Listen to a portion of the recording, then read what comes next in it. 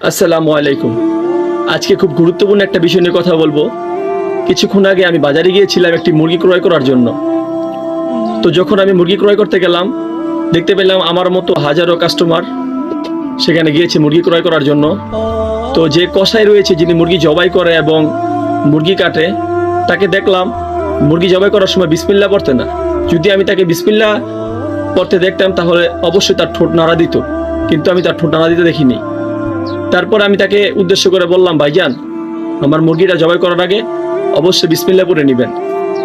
কারণ আমি জানতাম রাসূল সাল্লাল্লাহু আলাইহি সাল্লাম বলেছেন, আল্লাহ তাআলা তোমাদের জন্য যে খাবারগুলা হালাল করেছেন, যে পশু পাখিগুলো হালাল করেছেন, সেগুলো জবাই করার আগে অবশ্যই আল্লাহ তাআলার পবিত্র নাম নিয়ে নিবে, বিসমিল্লাহ বলে শুরু করবে।